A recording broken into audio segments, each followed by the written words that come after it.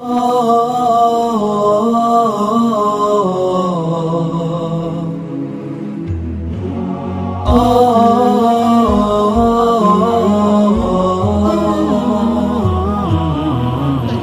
الأخت تسأل عن قضية أخرى، ألا وهي قضية هل الدين الإسلامي هو الدين الحق ولا ممكن يكون غيره من الأديان هو الدين الحق؟ لا، دي مسألة تانية، دي مسألة في غاية الخطورة.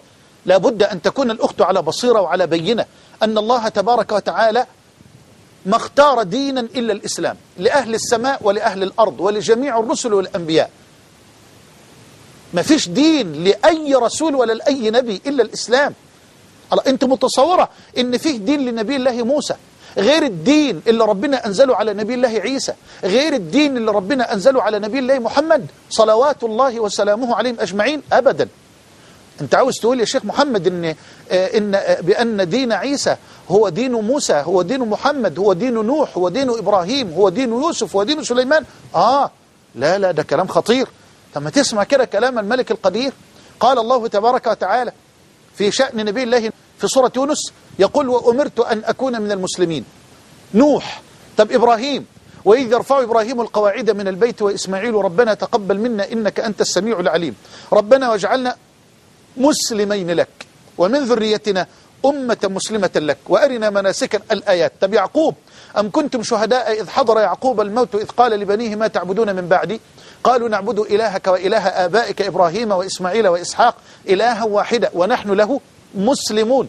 طيب موسى في سورة يونس يا قوم إن كنتم آمنتم بالله فعليه توكلوا إن كنتم مسلمين. طيب عيسى، قال الله تعالى فلما أحس عيسى منهم الكفر قال من أنصاري إلى الله قال الحواريون نحن أنصار الله آمنا بالله واشهد بأن مسلمون. طيب يوسف، رب قد آتيتني من الملك وعلمتني من تأويل الأحاديث فاطر السماوات والأرض أنت ولي في الدنيا والآخرة توفني مسلمة وألحقني بالصالحين.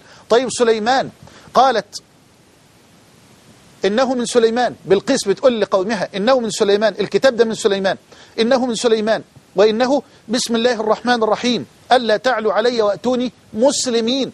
طب دين الجن المؤمن الإسلام، وأن منا المسلمون، الجن بيقول كده وأن منا المسلمون ومنا القاسطون فمن أسلم فأولئك تحروا رشدا وأما القاسطون فكانوا لجهنم حطبا. طيب ودين محمد صلى الله عليه وعلى إخوانه من النبيين والمرسلين الإسلام، اليوم أكملت لكم دينكم وأتممت عليكم نعمتي ورضيت لكم الإسلام دينا. فالدين عند الله الإسلام، إن الدين عند الله الإسلام، قال جل وعلا ومن يبتغي غير الإسلام دينا فلن يقبل منه وهو في الآخرة من الخاسرين. فالحمد لله الذي جعلنا مسلمين واختارنا موحدين. ومما زادني فخرا وتيها وكدت بأخمصي أطأ الثريا دخولي تحت قولك يا عبادي وأن صيرت أحمد لي نبيا. قال تعالى يمنون عليك أن أسلموا قل لا تمنوا علي إسلامكم بل الله يمن عليكم أن هداكم للإيمان إن كنتم صادقين. أنا طولت بس في الجواب على هذه المسألة لخطرها ولخطورة المسألة. أسأل الله. قل يا أهل الكتاب تعالوا إلى كلمة سواء بيننا وبينكم ألا نعبد إلا الله ولا نشرك به شيئا ولا يتخذ بعضنا بعضا أربابا من دون الله فإن تولوا فقولوا اشهدوا بأننا مسلمون.